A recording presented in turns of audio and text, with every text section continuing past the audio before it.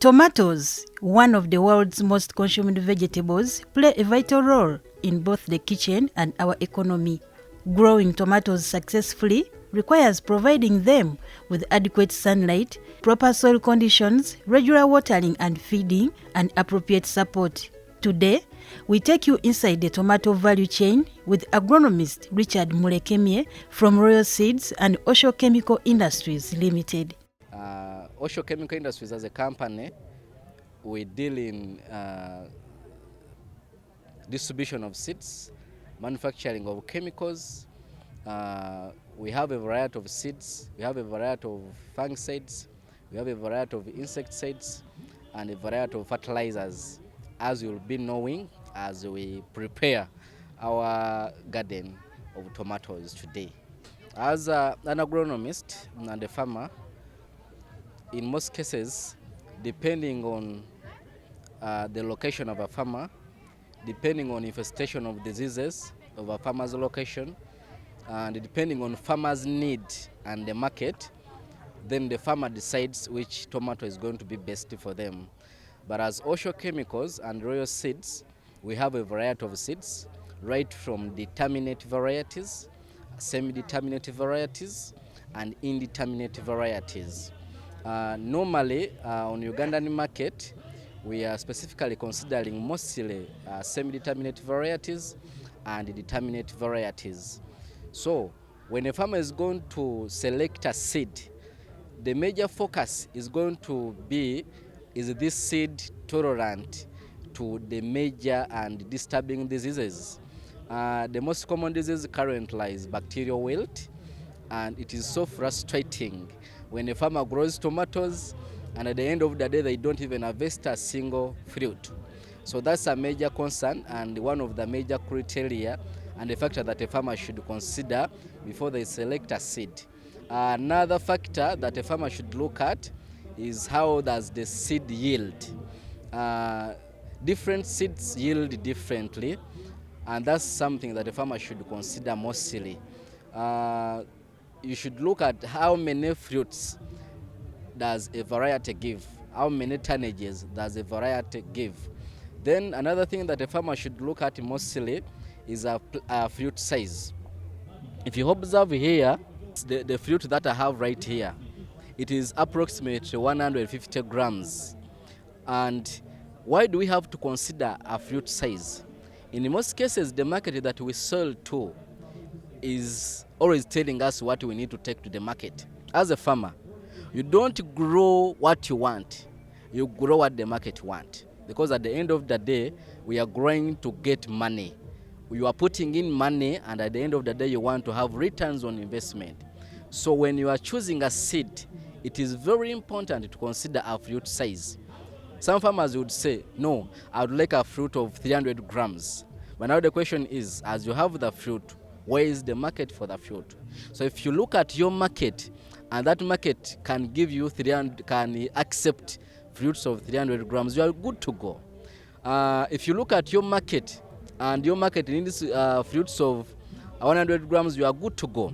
But right here, we have 120 grams, 150 grams, and if it has gone so much, it goes up to 180 grams. The variety we are in right now. That's something very important. See the skin, the hardness or the softness of the skin. In most cases, the skin should be hard or moderately hard. Why? Most of the buyers that are buying these tomatoes, they transport them to distances and they put them into boxes, wooden boxes. It is something that a farmer has to consider, because at the end of the day, the buyers are going to come to your village, wherever you grow from, and take those tomatoes either to Kalerwe, to Nakasero, or to Ambakot, and wherever you are growing your tomatoes from.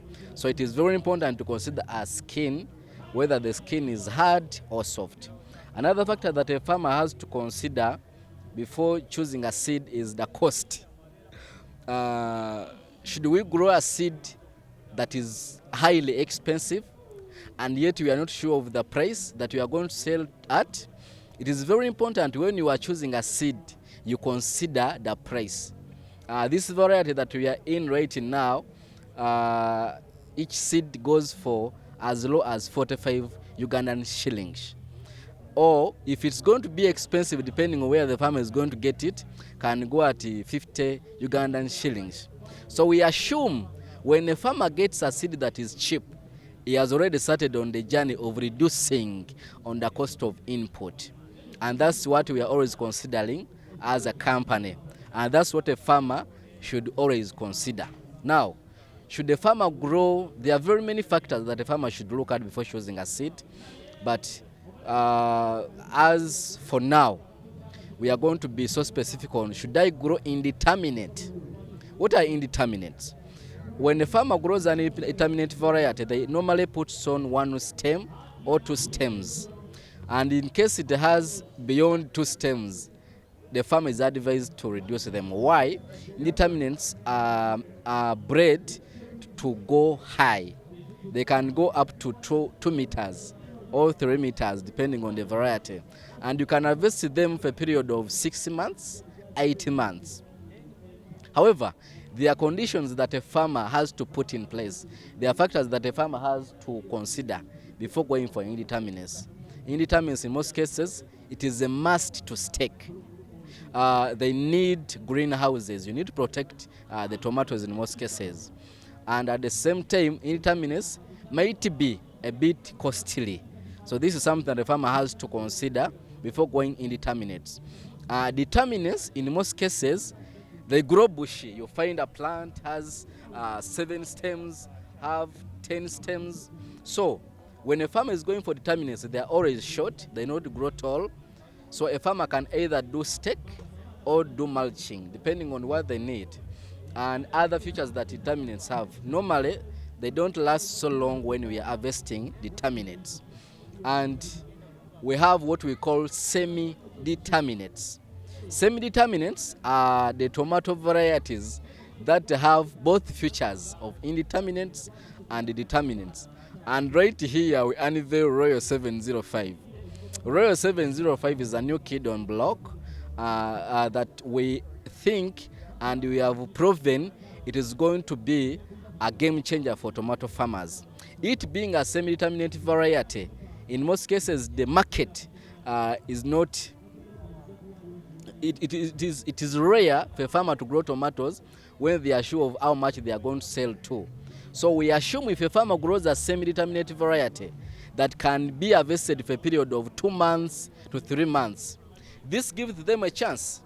When you are going to harvest your tomatoes for a period of 2 months to 3 months, you have an opportunity to sell at different prices on the market. So there are very many factors, as you inquired, that a farmer has to consider before choosing a seed.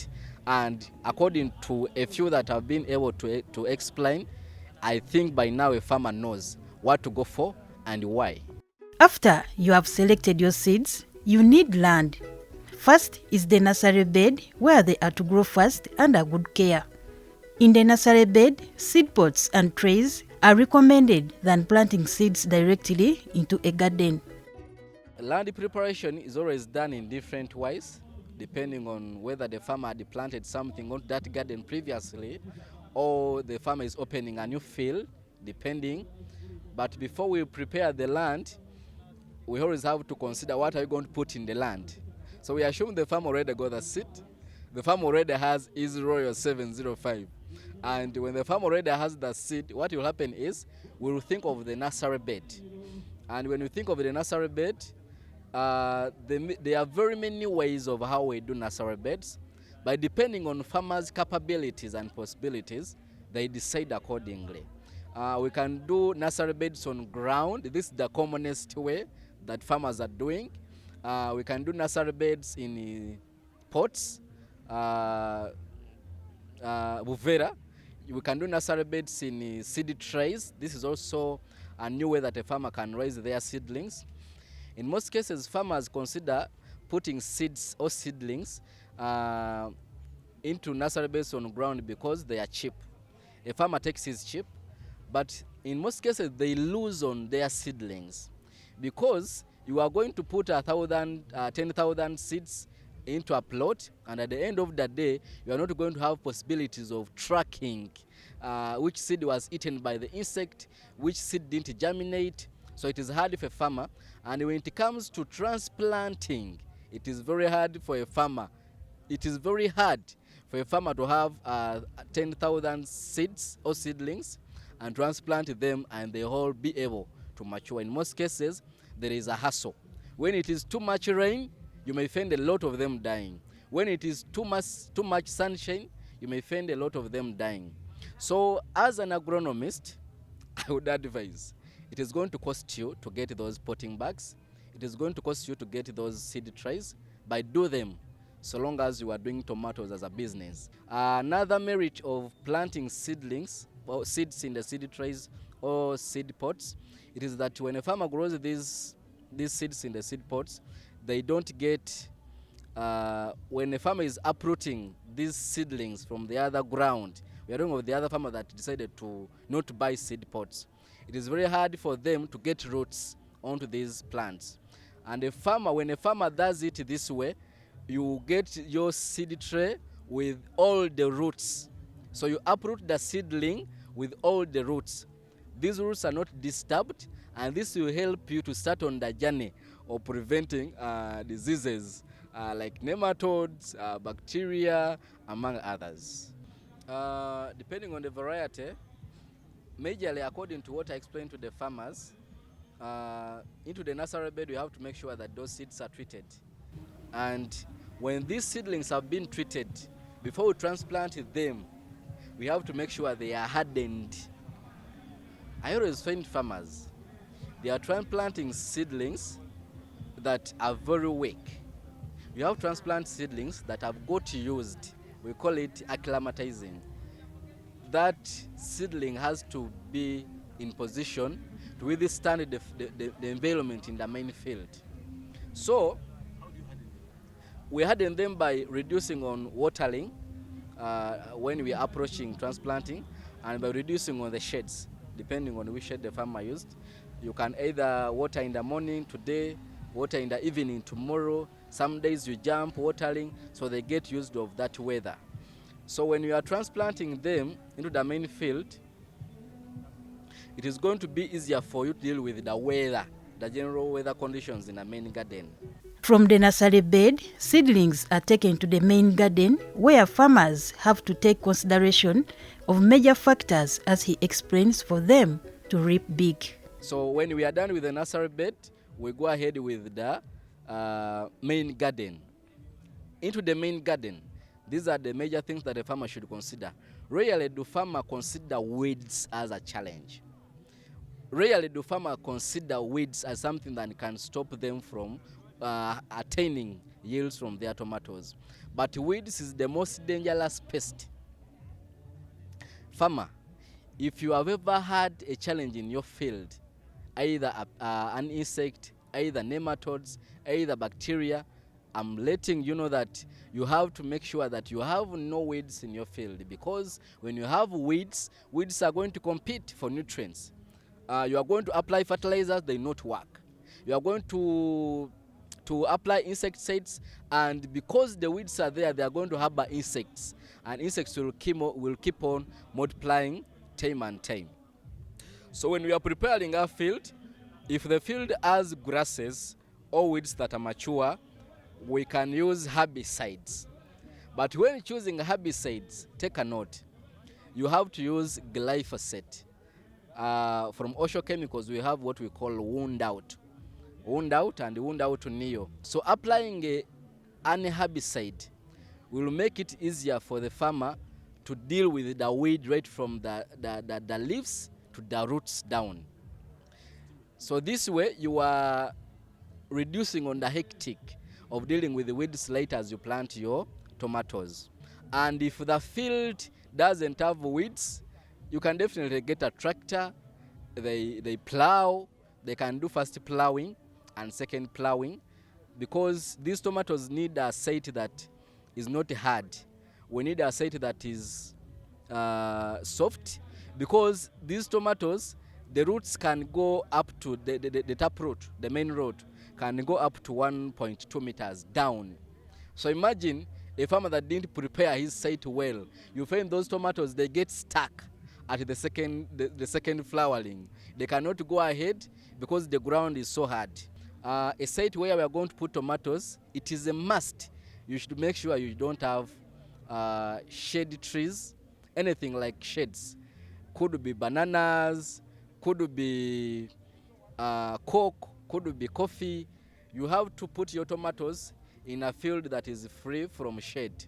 When you get done with plowing, as Osho Chemicals, we realized if we cannot deal with the weeds in our tomatoes, it is going to be hectic for these farmers to get more results or more yield from these tomatoes. So we introduced what we call Okize Gold 24 EC. Okize Gold is an herbicide that can help farmers deal with weeds that are still seeds that have not germinated and the weeds that have just germinated. If you have prepared your field, plowed it, after plowing, you realize before you plant the seedlings, some weed seeds will germinate. So this Okize Gold will help a farmer to deal with the seeds that have not germinated, and at the same time it will deal with the weeds that have germinated but at approximately 2 leaves. So farmer, don't use Okize Gold onto weeds that have germinated and they have 10 leaves. You will not get results out of it. We apply Okize Gold 2 days to planting our tomato seedlings. And Okize Gold, you have to make sure the field is wet. You can do 50 mils to 80 mils depending on the soil textures. So when you transplant them, I beg that according to what I've observed onto this variety Royal 705, I feel like every farmer should go for it. And because it is high yielding. So when you are transplanting our Royal 705, you should make sure that you make holes that are at least big enough, at least 30 centimeters or 45 centimeter holes. So you have to make sure the holes are prepared well and add some organic matter. It is a must. You may not want to hear about this, but if you are growing tomatoes in the most soils in Uganda, most of these soils lost what we call organic matter, and that's the soil earth. So you have to make sure you put organic matter in the form of organic manure, cow manure. We can get goat droppings or chicken manure as well. We can use any of them before we plant our tomatoes. Before we transplant our tomatoes, in most cases 2 weeks prior to transplanting, we apply those manure into the field and mix them well with the soil. Why is this manure very important? We rarely have a rainy season. I'm assuming the farmers growing tomatoes in a rainy season. That will go from when the farmers planted up to harvesting when the rain is available. So, because of that, amidst the tomato production or the season, you realize that tomatoes are going to experience drought or sunshine. And when you don't apply that organic matter, you'll have no room for keeping water in the soil. So when you apply organic matter, it keeps water in the soil, and it will help to sustain the plant for a longer period. Like for this variety that is harvested for a period of 2 to 3 months. And another thing, before you transplant, you have to apply any basal fertilizer that has phosphorus. So when you apply Oshothion, it gives room to deal with all the insects that will come and bite our seedlings as we transplant them. Yeah, so these odds as we make them, depending on what the farmer wants. Like for this particular variety, Royal 705, farmers can do a spacing of 3 feet by 2 feet. That is 90 centimeters by 60 centimeters. Or they can do 90 by 90 when it is rainy season. Or they can do 2 feet by 2 feet onto ridges. It is not a common practice in Uganda, but it is something that farmers should adopt. They can do 2 feet by 2 feet onto ridges of 1 meter.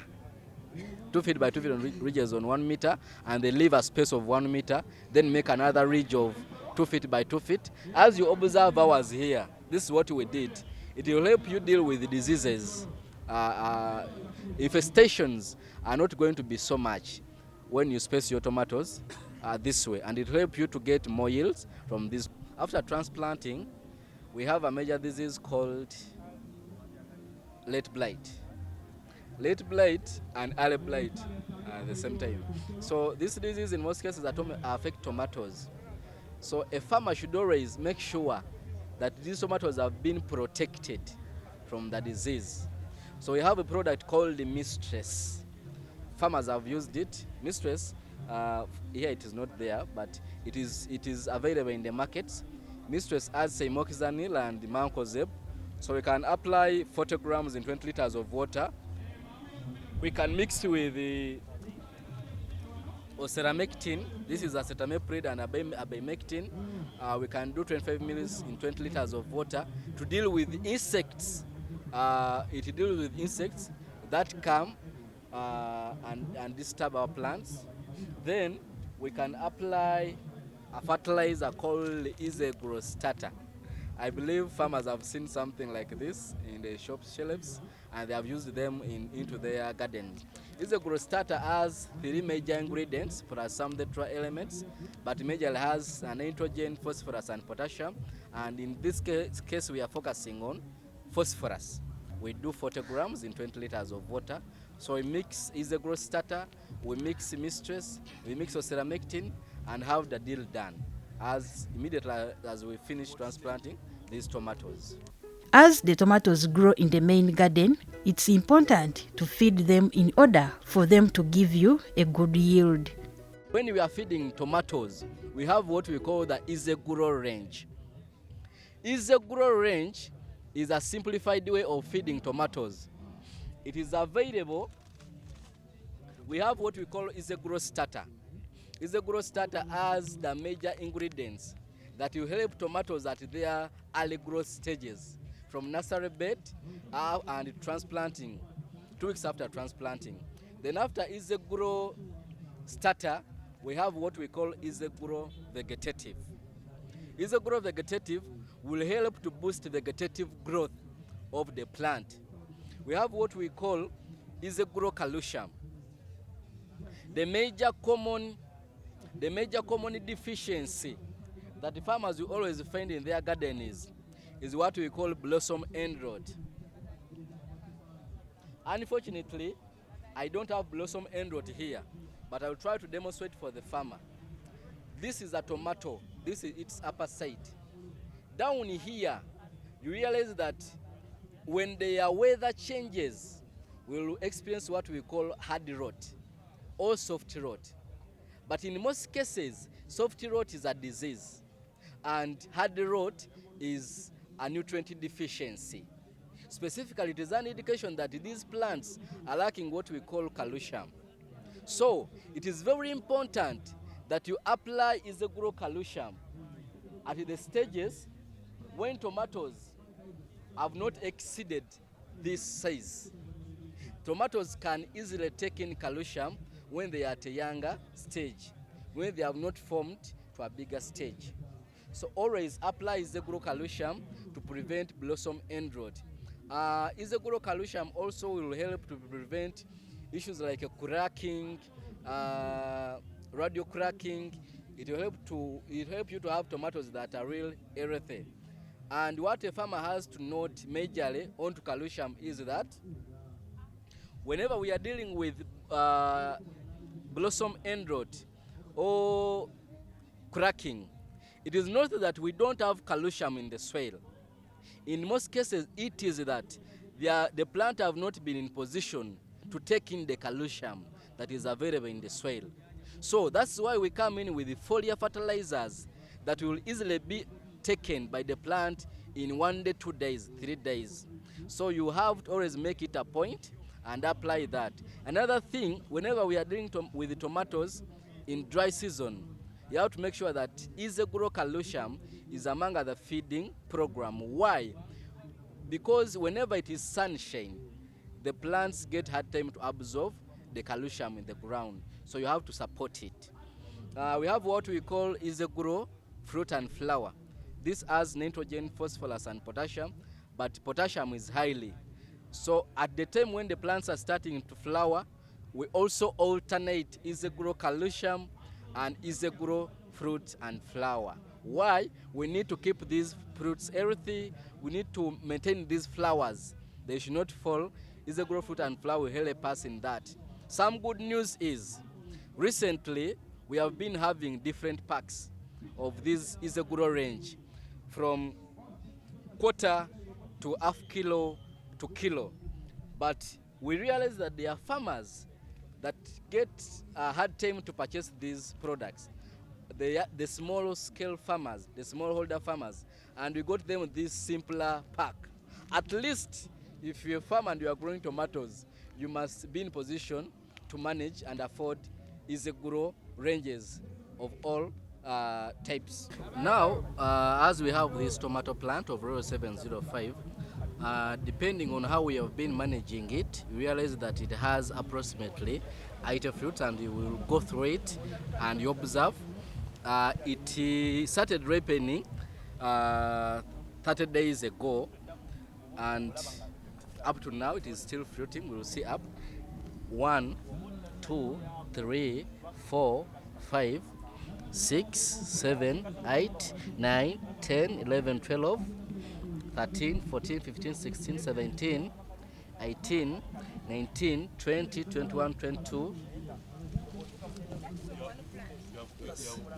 22, 23, 24, 25, 26, 27, 28, 29, 30, 31, 32, 33, 34, 35, 36, 37, 38, 39, 40, 41, 42, 43, 43, 44, 45, 46, 47, 48, 49, 50, 51, 52, 53, 54, 55, 56, 57, 58, 59, 60, 61, 62, 63, 64, 65. This plant is approximately 80 fruits, but in field we have farmers that have had around 150 fruits per plant, because it is a semi-determinate. We have had issues with the water into the show ground. Supply has not been fine. That's why the production is not as much as we expect into the field. But as well, yes, but as well, 80 fruits is okay for a farmer. Like any other crop, tomatoes are affected by pests and diseases. So, it's important for a farmer to monitor plants regularly for pests and diseases and take preventive measures to address them. As we go ahead, there are very many diseases that are disturbing tomatoes, very many insects as well, but I would like to take farmer one by one. The major common insect is called the tuta absoluta. Tuta absoluta, mostly farmers are calling it a kasanyi. This insect has several stages that affect our plants. So what happens is, when a farmer gambles with the garden, in most cases this insect is hard to deal with. So what we have done as Osho Chemicals, we have introduced an insecticide called the neem seed. Neem seed, it is not here as well. Neem seed has an ingredient called azadrachitin. It is a neem extract. So it is an antividant. It helps a farmer to deal with the majority of insects and deal with all stages of insect growth, from A to Z, from eggs to adult. Then we have what we call shotgun. Shotgun will deal with the tuta absoluta, will deal with the thrips, will deal with the white flies, and many other insects that come and affect our plants. Now, what is so unique about this insecticide? This insecticide has acetamiprid 20%. It is highly concentrated. And realize that a farmer only needs 2.5 grams in 20 liters of water. according to what I know as a farmer, this product, it is the most cheapest insecticide that a farmer will use in their garden and reduce on costs of buying chemicals. Because this one pack of 1 kilo, these are 1,000 grams, a farmer will get 400 pumps, spray pumps of 20 liters of water. 400 spray pumps, 2.5 grams per 20 liters of water. And it will help to deal with the variety of insects. So what we do, there are very many insects that disturb tomatoes, but we always alternate. To avoid what we call resistance, we always alternate these insecticides. There is a common question by farmers. Oh, hello, you told me about this insecticide, but now I need to know which is the best insecticide. Farmers are always asking for that. These insecticides are all best when we are using them in the right way. When we use them in the right way, we will not develop resistance. When you use them in the right way, you realize you cut on costs of managing insects, because you always deal with insects before they cause damages to your farm. We have a common disease called collar rot, root rot. It affects the tomato base. Tomato farmers grow tomatoes and they find their tomato stems rotting onto the ground where the tomato touches the ground. So that disease, we have come up with a product called Control 70WDG. Control 70WDG, a farmer will only need 2 spoons or 20 grams into 20 liters of water. 2 spoons. There are these farmers, yes. I was discussing with one farmer and asked me, now you are telling me 2 spoons. Will it be possible to see these 2 spoons on these tomatoes? So we are dealing with the farmers that have a thought in their mind that if a product to work, it must have caused the powders onto the fruits. Farmer that is listening today and I've got an opportunity to watch UBC today, it is very important that when you spraying your tomatoes, you consider mostly active ingredients. You should not always consider spraying much grams. It is about the active ingredients. So thiophemethyl, yeah.